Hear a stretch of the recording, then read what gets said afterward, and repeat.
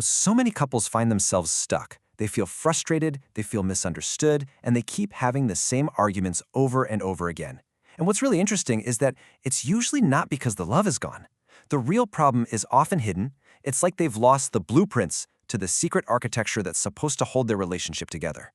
So today, let's explore what that architecture is all about. I'm sure you've been there, right? The fight kicks off over something small, like whose turn it is to take out the trash or a comment about a credit card bill. But here's the thing, those are just the symptoms. They're like little cracks on the surface that point to a much deeper issue with the foundation itself.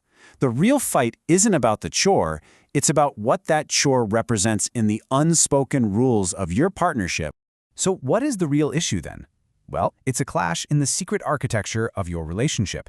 See, we all have this personal blueprint made up of three key things: our core values, our emotional needs, and our personal boundaries. And understanding this blueprint, for both you and your partner, is the key to building a connection that's based on respect, not constant frustration. All right, let's start with that first pillar, your values. The easiest way to think about these is like your own internal compass. They're the core beliefs that guide every single decision you make, whether you realize it or not. We're talking about your beliefs on honesty, family, security, adventure. They really shape what you want out of life and what you expect from your partner. And this is where something called a value clash can happen. It's when your internal compass is pointing in a slightly different direction than your partner's. Now, here's the most important part. Neither of you is wrong. You might both have perfectly good, noble values, but if they aren't aligned or at least talked about, they can create this constant low-grade friction that just wears you down. Let's look at an example with Priya and Rohan. Priya's core value is all about family time and emotional connection. For her, a great day ends with just being together, connecting. Rohan, on the other hand, really prioritizes his career and creating financial security for the family. So, without ever talking about these deep-down values, every late night he works feels like a personal rejection to Priya. And to him, her disappointment feels like she doesn't appreciate how hard he's working. See how it feels personal when it's really just a clash of their guiding principles? Okay, so on to our second pillar, our personal needs. Now, beyond the big stuff like love and respect, we each have our own unique emotional language.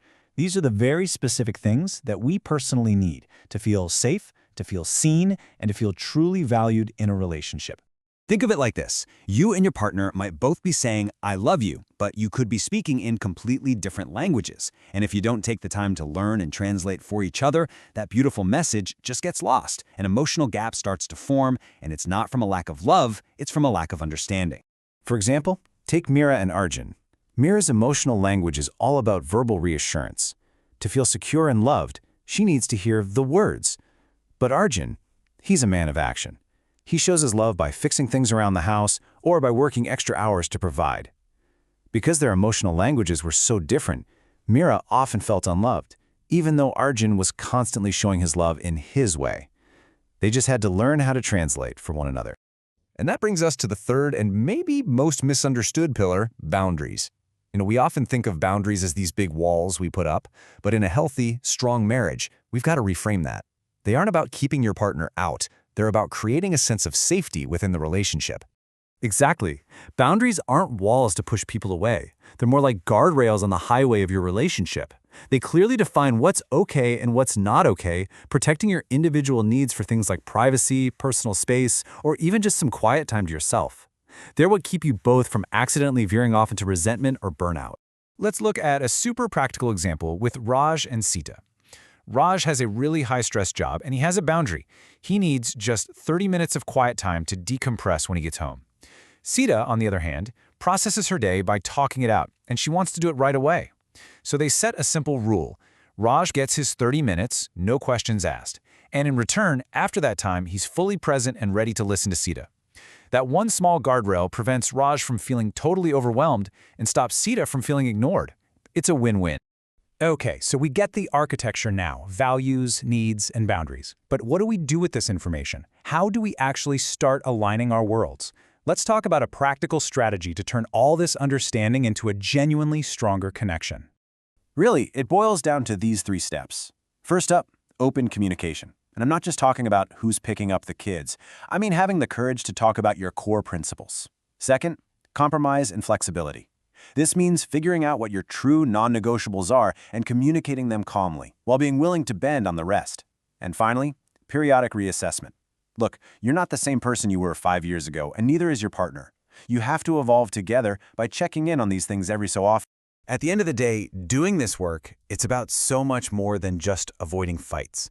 When you build your relationship on a deep sense of self-awareness and a real understanding of each other, you create this incredibly powerful foundation of authenticity and trust.